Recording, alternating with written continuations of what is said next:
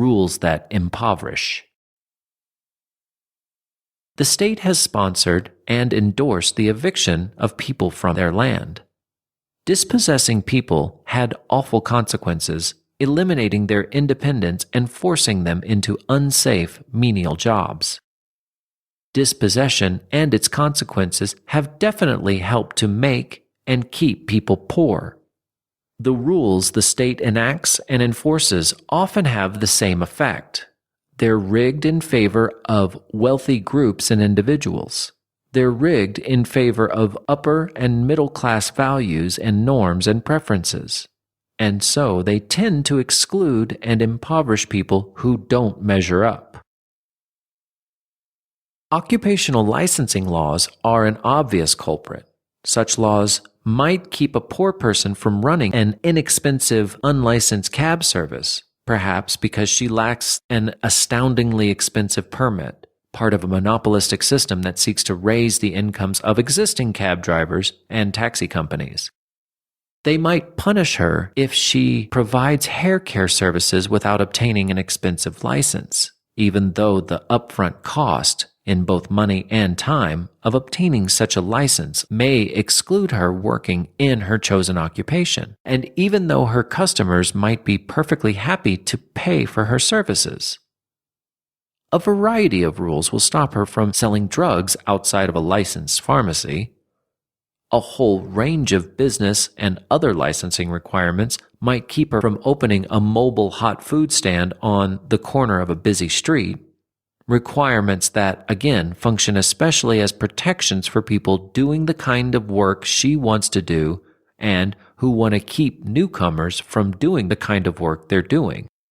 By keeping people from using the low-cost facilities that are in their own homes for business purposes, licensing requirements help to corral people into paid work for others and limit their ability to escape from poverty. Licensing rules may simply exclude some people, like those unwilling to pay the exorbitant costs of New York's taxicab medallions, from doing the kinds of work legally at all.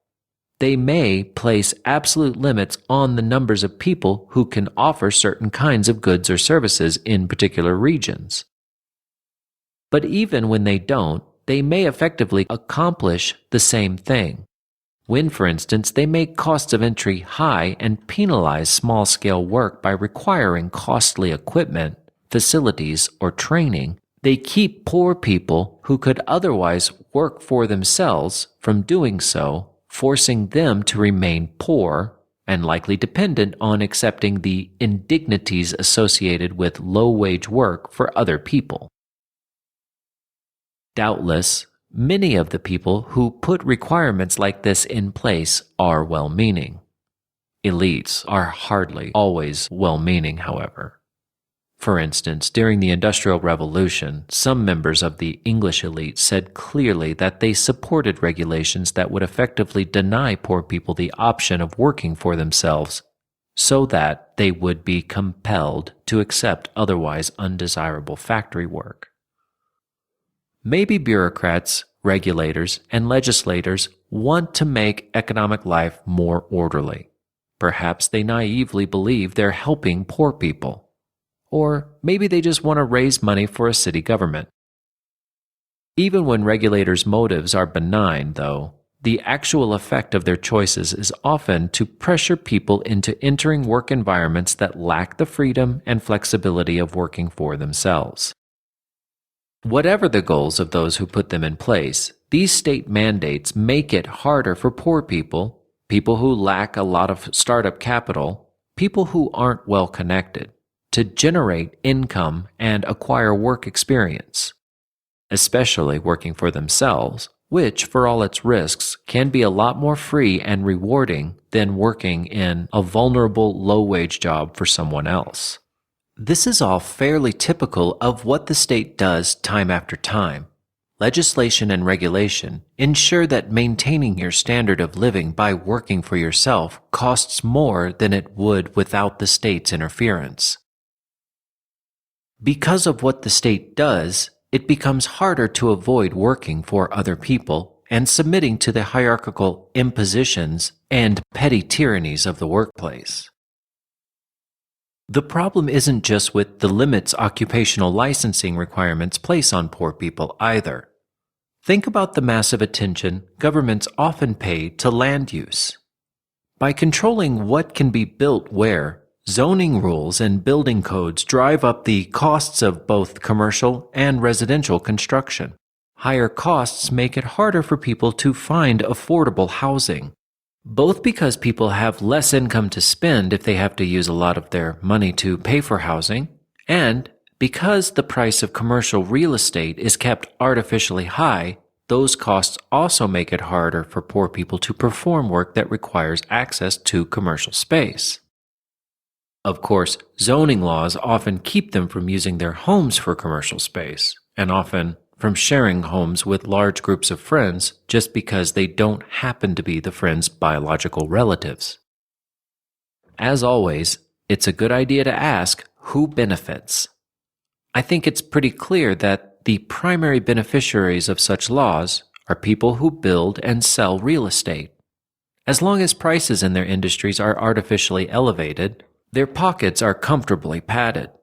Of course, some of these rules also reflect the desires of middle-class people who own homes or rent homes or apartments to poor people for artificially elevated rental and resale income.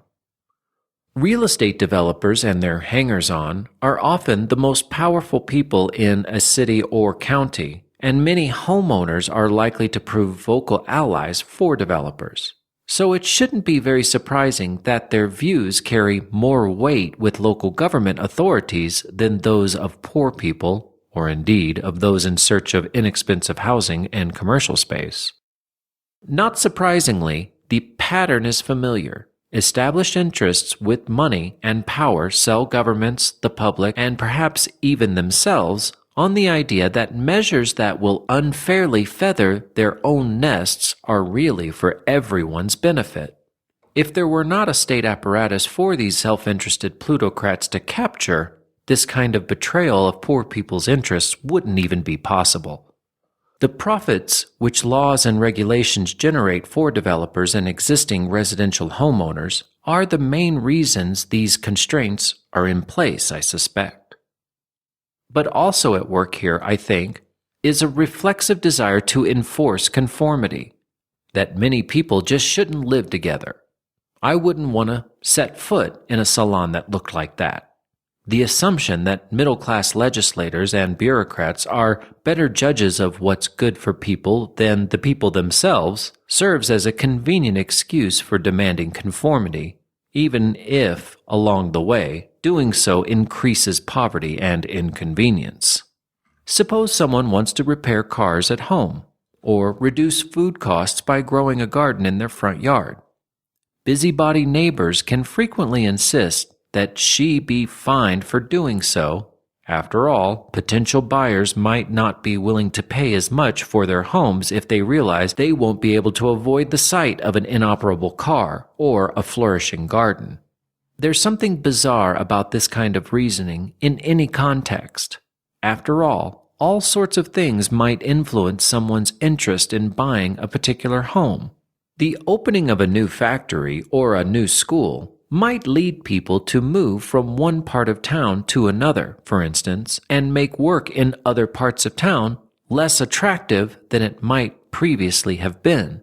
Does anyone seriously think that the new factory or school should be required to compensate people who can't sell their homes for as much as they might have been able to had the school or factory not opened? But property value fascism becomes a lot more than just silly when it's used to limit the options of people without a lot of money. Rules that effectively require people not to engage in certain kinds of work at home or compel people to patronize costly grocery stores instead of raising food at home help keep poor people poor and dependent. Of course, some people can't afford housing at all, and so may become homeless. A homeless person may be constantly harassed by the state as she simply tries to get a nap in a car or on a park bench. When homeless people homestead abandoned land, they may be repeatedly rousted by police officers, often at the behest of people who just don't much like the way they look and smell. In the Jim Crow South and in apartheid-era South Africa, the state played a key role in preventing white people from paying for work by and providing services to black people on the same basis as white people. This kind of state-enforced racism obviously contributed to the poverty of black people in both settings. Similarly, in modern America, government authorities contribute to poverty by forcibly keeping people without the proper immigration documents from working, or else by allowing them to work while using the threat of deportation to keep them cooperative with employers and the state itself. This kind of racism increases poverty both by denying work to people who may, as a result, have no income at all, and by ensuring that when people without the right papers are able to work, they will be discouraged from making waves on the job. After all, if they do, they'll run the risk of attracting the attention of the authorities, who will likely deport them and may even imprison them. The state also contributes indirectly to poverty. By limiting the options even of people who have the right papers, it effectively leaves them no reasonable alternative but to accept work on undesirable terms. People with the option of working for themselves, people not required to spend most of their money on housing, can negotiate better terms at work. They're much freer to walk away from oppressive, unsafe, low-paying jobs. People with few or no options, by contrast, will have no reasonable choice but to take whatever terms are offered to them. I've already noted the importance of widespread land seizures in explaining the current distribution of wealth and power. Land grabs by the well-connected aren't just bad memories. In many places around the world today, the state creates poverty and makes it worse by arbitrarily claiming unowned land or grabbing land directly from peasants and indigenous people and giving it to political elites and their cronies, or by putting legal stamps of approval on violent land seizures directly carried out by elites. Sales and similar taxes impact even, especially the poorest people. And state and federal income taxes certainly reduce the resources available to the working poor and blue-collar Americans. Tariffs also hurt poor people by significantly increasing the costs they need to pay for imported goods, including often enough food needed for good health that would be less expensive than domestic alternatives absent import duties. Though often touted as propping up poor workers' incomes, they serve primarily to boost the profits of poorly performing domestic producers at the expense of both domestic consumers, especially poor ones, and foreign producers. Politically guaranteed privileges are responsible in multiple ways for profits reaped by many large businesses. In an environment in which this is so, unionization can help to improve workers' economic positions. Legally imposed limitations on union activity can tend to reduce unions' influence, and so to reduce the incomes of workers who might make more were they free to engage in more radical bargaining tactics. The state limits access to work. It limits access to housing. It tries to force people into a middle-class cookie-cutter mold. Sometimes it directly, as in the case of land, distributes or redistributes wealth to elites. It gets in the way of people's ability to protect themselves by organizing. By doing so, it creates and exacerbates poverty.